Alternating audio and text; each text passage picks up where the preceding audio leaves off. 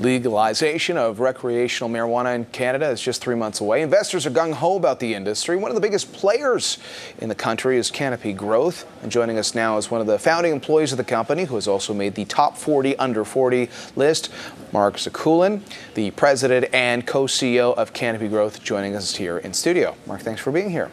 Pleasure to be here. I'm not going to hold this against you, but in a past life, you were a lawyer. That's correct. Yes. Yeah, I also worked as a political advisor, so I don't know if that's worse or better. Whammy. Yeah. So tell us, how does someone who's got a political background, some legal background, make this shift to the world of cannabis? Yeah, it's been quite a journey. So studied mathematics, studied law.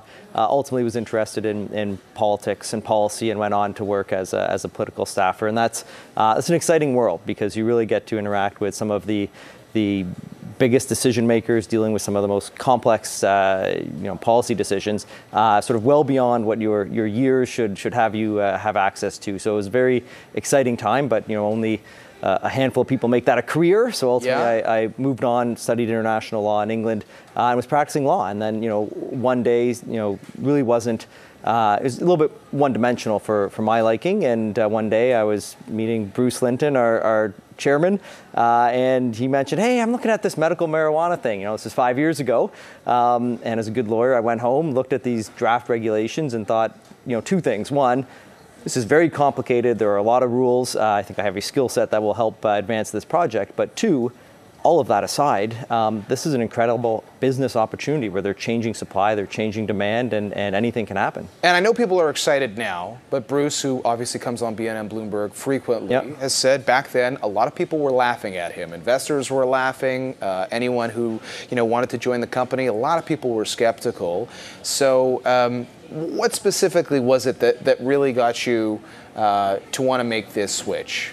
Yeah, I mean, a government doesn't open up a competitive marketplace for cannabis very often, right? I mean, it's just an incredible thing. Yeah. And there were decisions to be made. In the early days, if you went to a cocktail party, I'm in the pharmaceutical sector or whatever it was. But now, I mean, people just want to talk about what we do. So what have you learned about yourself during this process as a leader, as a listener?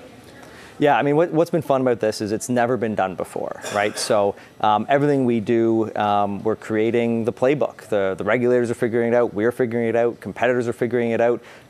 So you really get an opportunity to experiment and take risks and lead. Well, and I think what's important about this, and certainly with the top 40 under 40, the group that puts it together is looking for people who are leaders today who will also be the leaders tomorrow. So I would assume you want to see long-term where this industry goes. You're not, you get a lot of people get excited about the idea. They're in today, they're out tomorrow. Yep. But is it your goal to be in this industry for the long haul? Absolutely. First I'll commend the people at the 40 under 40 for including somebody from the cannabis sector. It's why, always, you think because of the stigma, or what? I think it's still 5 years on, it's still a big deal, particularly if you look at financial sector and so on. So I think it's we're still showing that there's barriers to break down, and I'm very excited to have done that.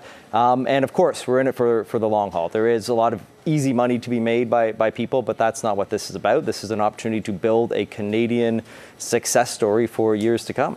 One of the things that Bruce has mentioned before, I mean, I've asked him about his paper wealth, because it's pretty significant, because obviously he founded the company and the stock has gone nuts. You're an early employee, you're in a similar position.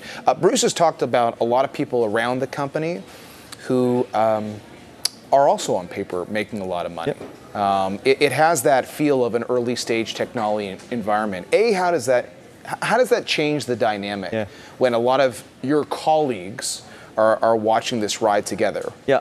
I mean, so firstly, we're really proud. Every single employee in our company has stock options, right? So everybody from